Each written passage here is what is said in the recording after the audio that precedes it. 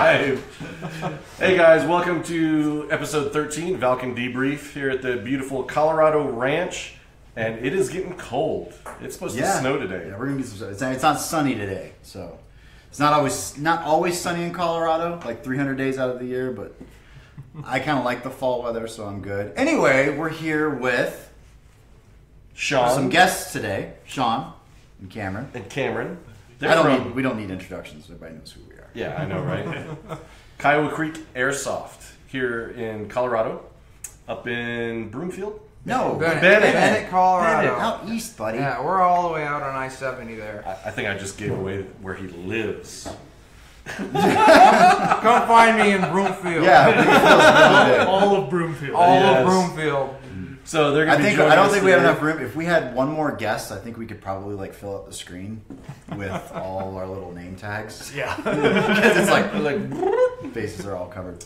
So before we get started today, just to let you know where we got our Valken Alliance sponsored athletes and teams hanging their hats today. So first up, tomorrow, Bobby Wolves is going to be at On Target Paintball in Pemberton, New Jersey for their Left 4 Dead zombie survival game. Oh. Hell yeah, that sounds awesome. I know, right? And then literally after he plays that game Friday night, For real?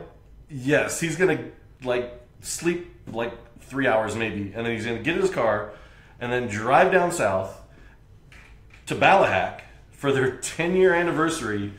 Bobby's hooking up with P90 Girl, PNW Punk, and Laser Viper. Laser Viper. Nice. All of those guys are going down to Ballahack's 10-year anniversary. Congratulations I to mean, them. I know, That's- right? That's a long time being out there, and those guys do a really great job. That field has really grown from just like, I mean, it's always been a legitimate field in business, but it grew from such like a small, kind of like, you know, your local field to like just this awesome, you know, props, the buildings, the on-site store.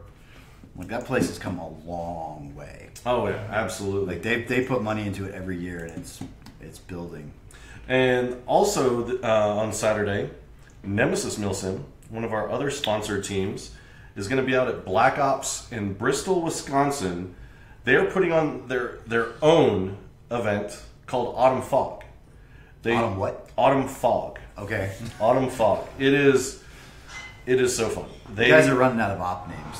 Yes, they do all the logistics, all the staffing for that event.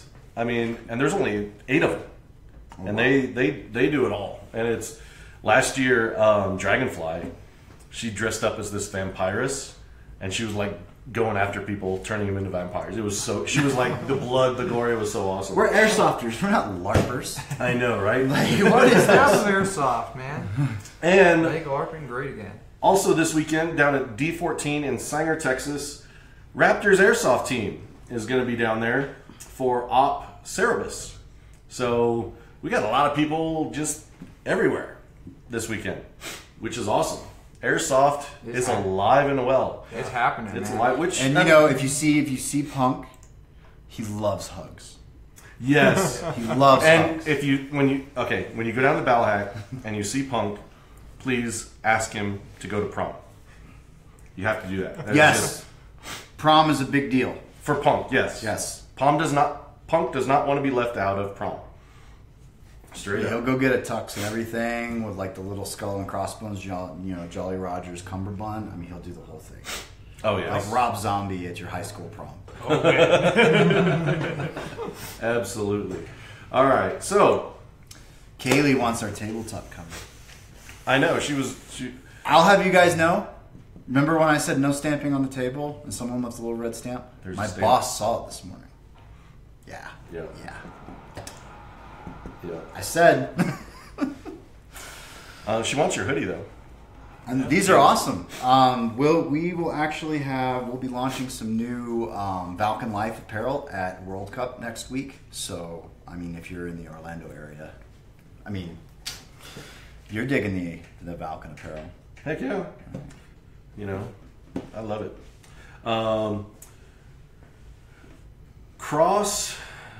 Oh, Ryan from Cross Tactile Airsoft. Thanks for joining, man. Ryan, I love you, man. You are here every week, and that is just awesome. Okay, and yes, Josh is a trendsetter. He is. Everybody wants to wear what Josh is wearing. Yeah, I was wearing a Senshi belt like 3 years ago. Yeah. True. That is true. That is true. So, first topic of the day. If you're just joining us, episode 13, Valken Debrief here at the Colorado Ranch, and I'm hoping it starts snowing today. Today, myself, Kaiju, and Valken Actual have two special guests. We have Sean. Cameron. And Cameron. And Cameron. Yeah. Cameron. Well, not that I forget his name, but a lot of people don't know Cameron because he's the head ref at Kiowa Creek Airsoft. When you don't know who the ref is, that is a good thing. Yes. And Sean, Always watching. he's been, he is the CEO, the Mamma Jamma, the my official numero title uno. is number one man. Number one man, Kiowa Creek Airsoft here in northern Colorado. So just a little bit of demographics. How big is it? It's about 88 acres, but we have a whole another side of the property that we can open up, which makes it almost 200, 300 acres, somewhere around So there. you have 88 developed. 88 developed, and then another 150 undeveloped that we have access to if we need it. That Oh, is awesome. still relatively playable. It's- When you get back there, it's not like it's just an empty field. It's a lot of natural cover, tall trees. It's Sand. There's sand. you can There's run through, some little rocks. small berms, a couple holes, foxholes, that kind of deal. So there's stuff there. GBG. Darren's in the house. Nickel City Rangers. Hell yeah. Say what's up. Shout out. Oh, Darren. Darren, it's your favorite. We know you love him. So, what would you think is like one of the most unique things about Kiowa Creek in Colorado, amongst other fields in Colorado? Like, what do you guys? Well, a lot actually. So Yeah. one of the things, we're the only state or the only field in the state that allows like pea grenades, BB grenades, smoke grenades. We try and push these smoke grenades, especially. We use lots of props comparatively to everywhere else. We're the only field in the state that uses vehicles. On top of that, I would think we're one of the only states that has a significant amount of natural vegetation on it. Yes, I mean for being mountain desert, Kiowa Creek, because you guys have a waterway Or it's a dry creek bed. It's a dried up creek bed, yeah. But So, even but when it's dry, yeah, it's still hard to tread through. That sand is. No, but I mean the fact that there's water, there's runoff that comes through there during and it the refreshes seasons, it every season. and it also changes the field sometimes. Yeah. Sometimes it can reshape the field. The grass out there, we get grass that gets 2 to 3 feet tall. You can crawl from one side of the field all the way to the other side without being You seen. snipers with your ghillie suits, Kiowa Creek is your dream. Or we don't have Or Kaylee. ticks Kaylee here. loves No to ticks. crawl around the ground. Yeah, Oh, no I ticks know. either. Yeah, no no ticks. ticks. We have no ticks. We have no rattlesnakes down there. Oh, that's impressive. We have the reason why is we have a 5-foot long bull snake that's been down there for the last 3 years eating everything. Oh, there you So go. if you go down there one time and you see that big guy, that's Now, he's I the mean, guy. well, we're going to ask the question about like what you guys have done. You know, the significant improvements and I guess you could say the headway that you've made setting up the field. You've gone through a lot of stuff with the county and stuff. So, smoke grenades are authorized by your local fire department, Yes, fire marshal, fire which is very important. You know, to do that legitimately and be in communication with your local fire marshal. So, and that's something that wasn't previously allowed in that area, but you guys got. Oh yeah, we got that clearance. totally taken care of. Actually, the hardest part about it was going through the steps with the government. You do all the paperwork you need to do. You give them all the stuff they ask for. They take them a month or two to actually review it, go through it, and then they have to come back and you have to do it all over again. And And the then- only trade-off was you couldn't use, what was it, red and orange smoke? Yeah, so Those are there- the only two colors that and that's just because of the air.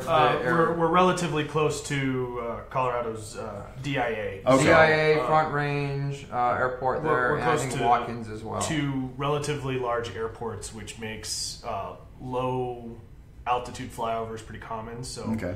smokes that are used for signaling are typically we try not to use just as a. Good to know. This is also something to keep in mind if Yeah. You guys are any other fields are trying to get that worked out with their local fire marshal. Yeah. Yep. And if any of you are thought about setting up a field and what it takes and things like that, we're going to be asking Sean of some of the stuff he had to go through. But if you have a question regarding field management, field ownership, just write it in the comments below, and we'll definitely ask Sean or any even referee questions for Cameron. And Cameron, right? Yeah. Okay, I'm just gonna keep double checking just to make sure. So, or if you have any referee stories for those other refs out there, I'm sure Cameron's got a few. Post them up, and we'll share those as well. Oh, we got both Omar and Darren from Enola Gay joining us today. What's up, guys?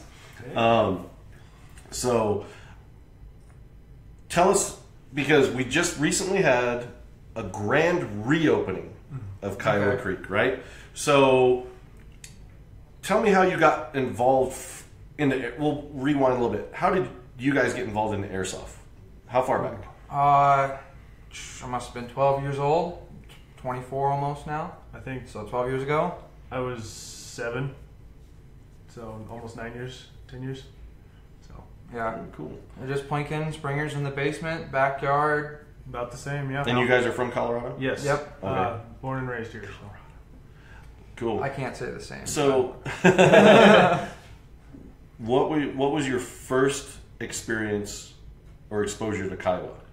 Oh man. Pierre, what's up? Do you want to start? I already have mine. All right, you go. You go ahead. Yeah. So one of the great players that comes out to Kiowa all the time, Campfire, actually introduced me to the field when we were playing at a APC indoor field up in the heart of Denver. He told me all about Kiowa, and I come out and Comp's just showing me around the field, and it was just the player base when it's a solely airsoft field is so different compared to when it's split between an airsoft and a paintball. Like you get a much better environment, in my opinion. So Yeah, Campfire is the team lead for one of our local teams, PSA. PSA. So here in Colorado. Keep your eyes open. They actually PSA will be hosting a game here in the next spring. I don't have any dates or anything, but keep your eyes out. Check out their Facebook page. They do something different when it comes to airsoft. Most companies are like Milsim. They're more military driven. Maybe PSA does some fun stuff. it's It's just more LARPing kind of. That's it's all I their can deal. describe. It's Yeah. all fun. out tight, It's just storyline driven, LARPing. I mean, did you guys ever get a chance to play in Utah at Rhodesian Revolt? I did I not, never but got to I've play heard with constant these stories from all the PSA guys about they it. all say it was Yeah, amazing. It was that was. I awesome. went the last year that they did it, and I guess it was not quite like years prior. Like it was way better, but I mean, if that was the standard it was held to, that was a really fun, awesome game with the role playing, because it's more role play driven than like pew objective driven. Yeah. So like I was given a mission by who was it? So what's his name? Curses.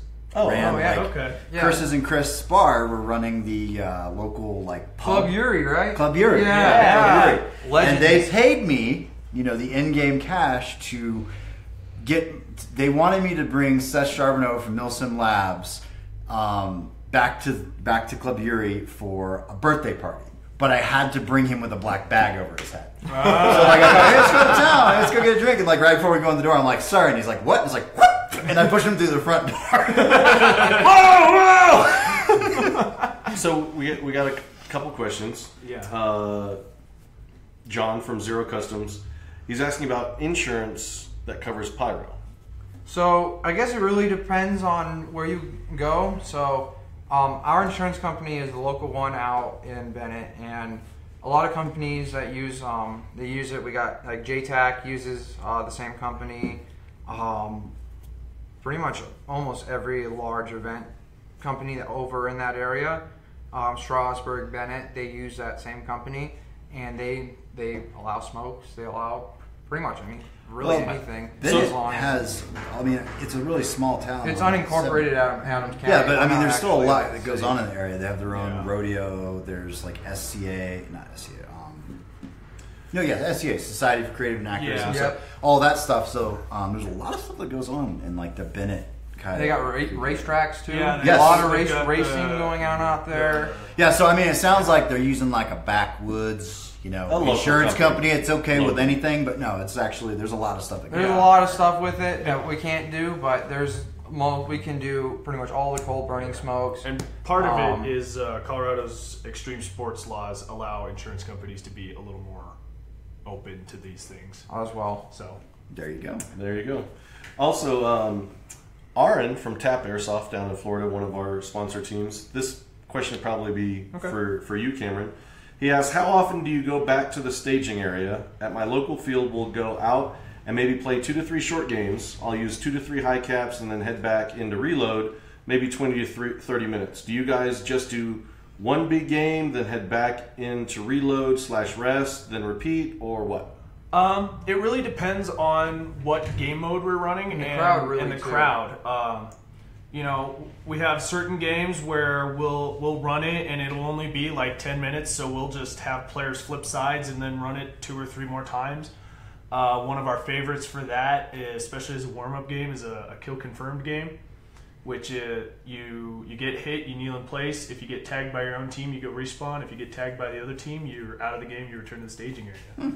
And our longer games, we have an air raid siren that we hide, and whoever can crank the air raid siren for 2 minutes continuously wins the game. So you have to find the air raid siren and then hold the point that the air raid siren's at securely enough to crank it for 2 minutes uninterrupted. So it can be anything. Sometimes it'll be 20 to 30 minutes. Sometimes I've run a game for an hour and a half. So it's kind of all over the place, but mostly dependent on our crowd. And the turnover rate for those games too. Yeah. Is more of, if we do it, our goal is to keep players who want to play in the field and those who want to rest in the staging area. Yeah. So if we're running a big game and it's been going for an hour and a half, but 20 people come to the back of the staging area, our facility is big enough that we can take those 10 guys, move them to another field, and run a team deathmatch or some other type of game until the other one's done, and then we can get everyone back together. Start another big game. Yep, and then keep everybody together. Who was it locally that came up with? It's the game with the it's like shock cord or string, and the string is run through an ammo can handle.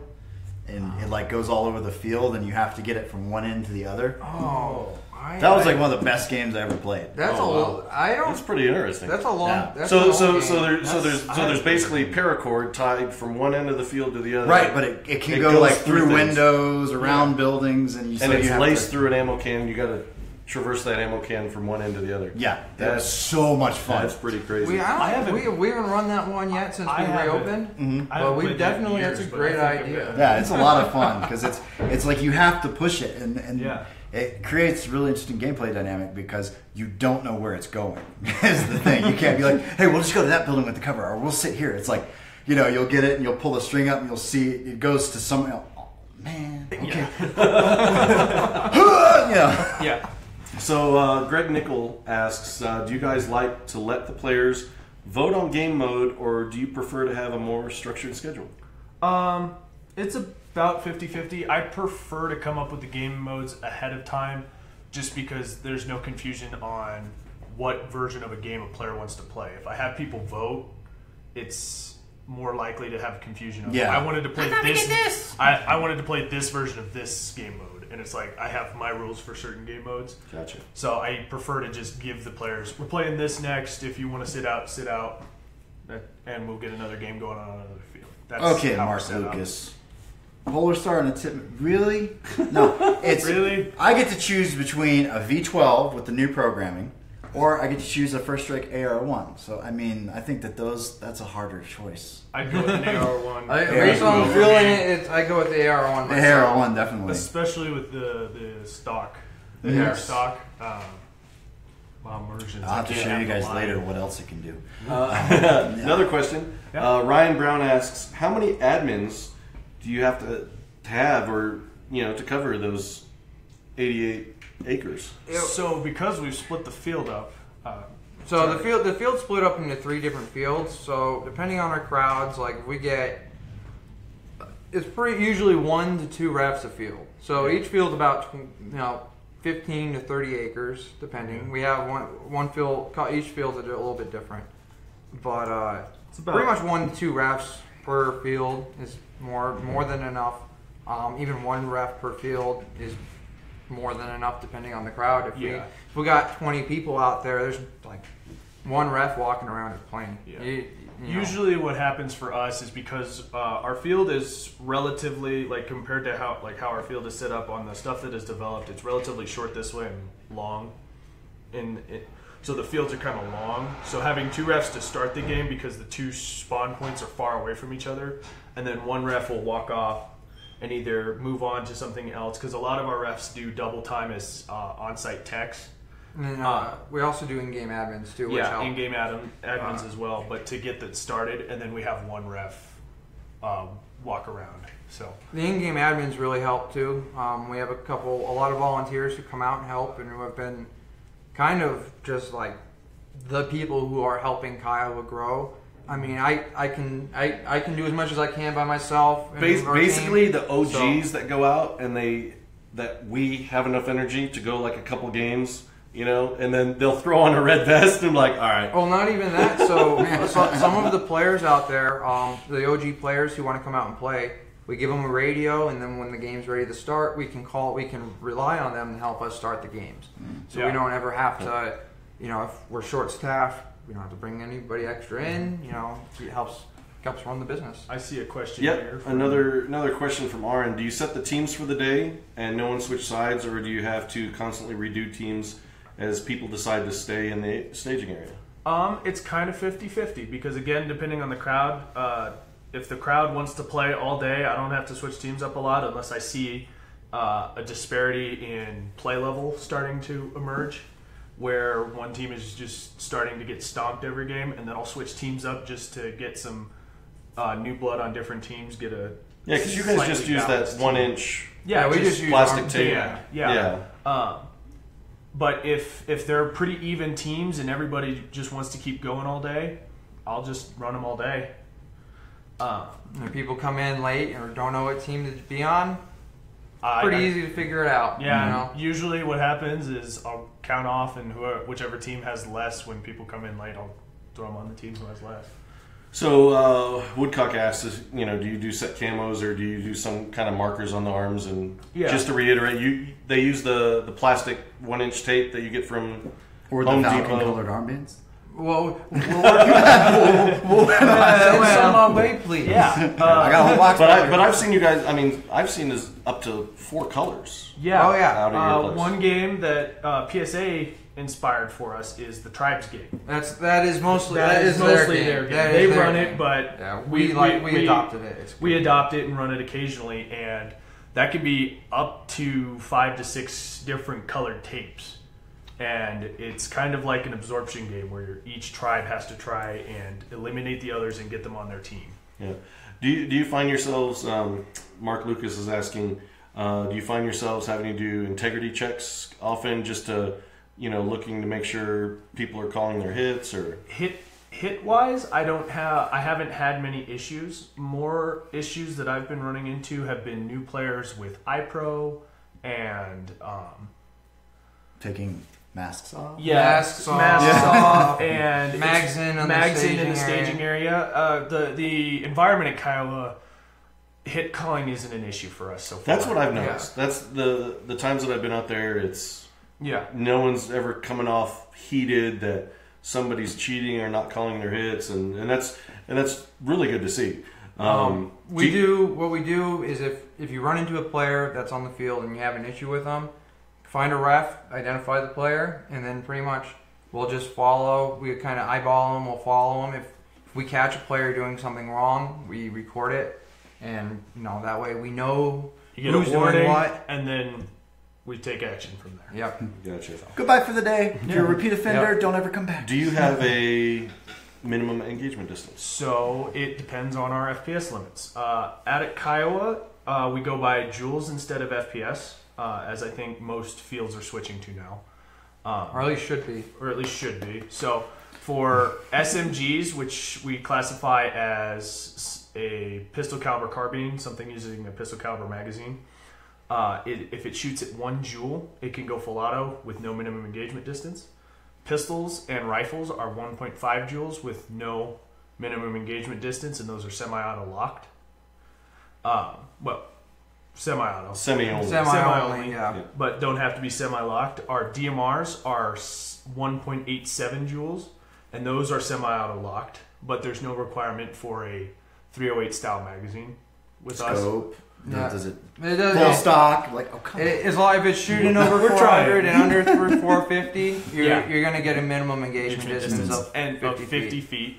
But does it have? Is it a mechanical lock? I mean, the selector can't move, or if it's a MOSFET digital lock. I mean, electronic lock or semi-auto only. It's if you can find a way to make it semi-auto, Lock. let us know. We prefer it that way. Michael Mira asks, on an average weekend, how many people do you typically have on the field at once? So for per game, we get probably around 30 to 40 people per game. During our average amount per day so far is about 50 people a day. That fluctuates. Sometimes we'll get 25. I think the lowest we had was 22. The highest we've had was the grand reopening at 161, which was pretty remarkable, seeing how. Yep. And that's just a regular day of players. That's just a regular day of players, and we have enough room special for events. Obviously that. Oh yeah, those numbers could be a lot higher. And exactly. I believe you guys were out at our. Yes. Yeah. Mm-hmm. No, we had a good time. What were some of so? If you guys are joining us, episode 13, Valken Debrief, we're here with the head Mama Jamma and the head ref out at Kiowa Creek Airsoft up in Bennett, Colorado, just north of us. Local boys. So Kiowa used to be under different ownership previously. Multiple different ownerships, and it shut down for a few months. A year, actually. Yeah. We shut down for a whole year. Gotcha. Yep. So tell me why you chose to be the guy to bring it back, and some of the things you had to go through, with the county to get it back up and running. So my experience with Kiowa is I started playing at Kiowa in 2013. No, early 2014. I started playing at Kiowa Creek, and I played there for maybe 6 months, and the owner at the time, John Watkins, Redbeard as he's known, he put a posting out. He needed a gun tech, so I did all the work for all my friends. I had a gun that shot 350 feet easily. I figured I'd go talk to him and see what he could do or what he needed. Talked to him, sat down. I fixed his entire rental fleet one day, got the job, and was there running paintball and airsoft at the same time. Learning how to run a field, and because he didn't play the sport, he didn't have heart for it. He wasn't in it. So pretty much I learned how to do it all, at least on the ground side, the field management side. And then come September, we had the close down. He got paperwork earlier, like before I got hired, that they had to shut down. So about like a month or two later, I'm talking to him, and a lot of people have nowhere else to play in the state. Like Area 34 closed. The only other places to play were Fox Airsoft and Go Airheads. So, where else are you going to play? So, sat down. I sat down with Ross Quartergarner from JTAC Airsoft, or JTAC Milsim. We stamped out some of the paperwork and pretty much got most of it done. Eventually, they needed more paperwork. Got it done. Gave it to them, and eventually we got the field going. The hardest part about it is the county has so many requirements that you have to meet. You have to talk to every surrounding property. You have to talk to them and get an approval. If one person says no, that's something that the planning commission and board of directors or the commissioners, they take it seriously. Permits. Kiowa Creek's located on a floodplain, so we can't build. We have very, very tight restrictions on our building. Everything above 120 square feet needs a permit. Everything, like, usually it would be 200 feet, but because floodplain, it lowers it even lower. So with that, we have so many other restrictions, permits we have to get. But we went through, we got the conditional use permits. We have a railroad that goes right through Kiowa as well, right along the south side. Had to get permission from them, and kind of, they felt comfortable that we could, operate next to their property. And then pretty much wildlife, the government wants to make sure that you're out there doing what you say you're doing, and not out there not, just screwing around and burning the place down, or, doing crazy illegal shit. So, bleep. Bleep. So, from the time you started the paperwork till the time you got approved, how long did that take? So we started the paperwork October 1st of 2014, and then 2014 or 2015. Sorry, 16. A year ago. Man, my dates are all. He's a little 1 year ago, we sat down and we started doing the paperwork. We got it all pretty much finished around February, and we got it turned into the county. It took them a month and a half. Around May, we finally got more confirmation that, hey, this is what you need to do now. Mm-hmm. So we got that. We redid it, and pretty much around June, July, we got the final stuff what they needed, and they held on to the paperwork until around August. That's when I got involved. Right around then. Yep, and that's when we got the final piece of paperwork in. Let's start getting some employees, some staff. Let's get some people rounded up and make this happen. And here you are. And then here we are. Yeah. We got to sit down. We had to do 2 meetings. We had to get through planning commission, and then we had to get through the commissioners a month later. So awesome! Congratulations. It was a long journey, but it's going to be worth it. Everything is above board, good to go, and county's happy. Oh yeah. So got some other questions here, which are actually I'd be interested as well. Because some fields that have been around a while, they have home teams that frequent that field. Now, do you ever have a problem with teams that are just, their skill is like up here, and literally if you put their entire team together, they're just going to like sweep everybody? Do you split them up, or what do you do? I actually had to deal with this a couple weekends ago.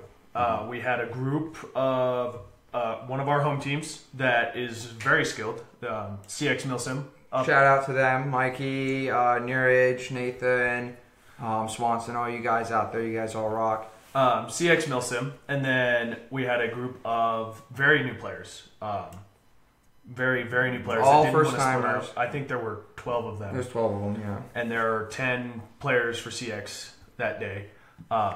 So it balanced out to about pretty much CX plus a couple players, and these 10 or 12 plus a couple players, and they were getting stomped very, very readily. So I just go over, and our home teams are very courteous, and I'm like, guys, I need to split you up. These people aren't having any fun because you guys are doing too good, and we appreciate that you're having fun doing well together, but I need to split you guys up, and they're fine, and they still had fun. I talked to them the rest of that day. They were still having fun.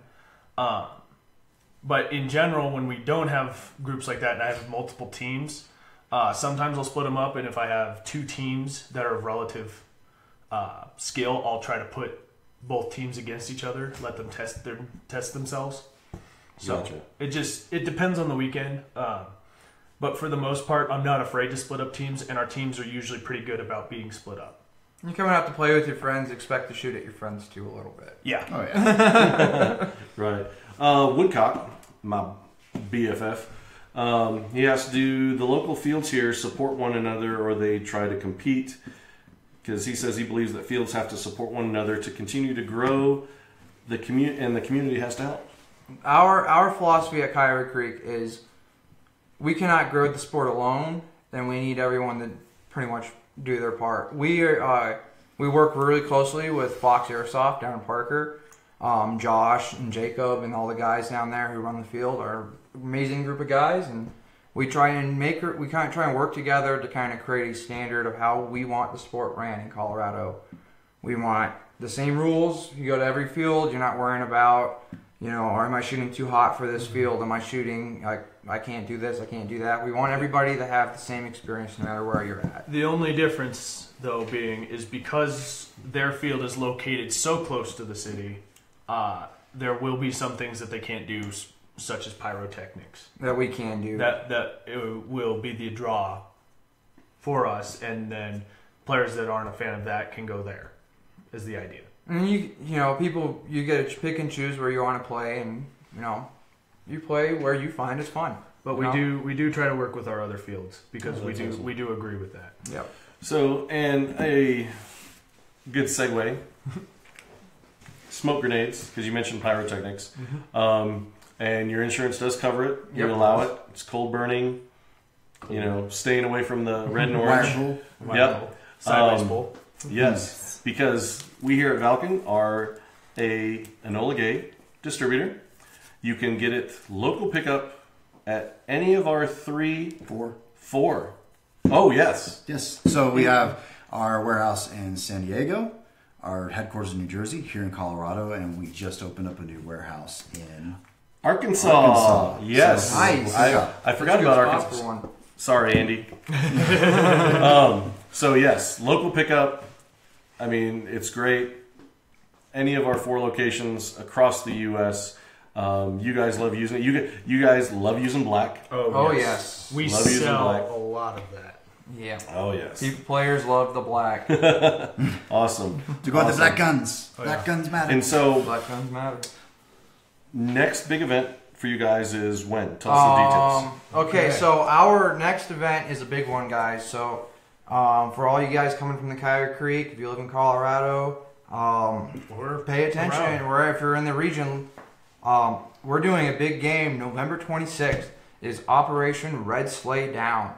That is the Sunday after Thanksgiving, the day before Cyber Monday. Yep. So the day before Cyber Monday. The last day of your Thanksgiving breaks, if you're in school, that Sunday we're doing a charity event. So it's a $25 a head charge, but since we're doing it, it's for Toys for Tots. So if you bring a toy that's worth $10 or more in packaging with a receipt, New unwrapped packet. New unwrapped toy. New unwrapped toy Of at least $10. Of at least $10. You get $10 off your ticket at the door, and if you bring a Santa hat, you get another $5 off. So you can get into the event for $10.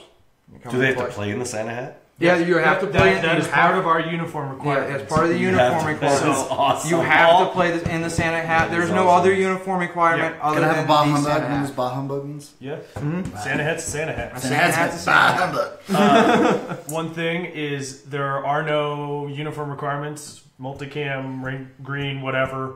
Wear your Gucci flash, guys. Gucci Everything, flash. anything you want to wear, you just have to have a Santa hat. Yep. I want one of those elf special forces uniforms from the Santa Claus. Oh, yes. Tinsel. Let's go! All right, guys.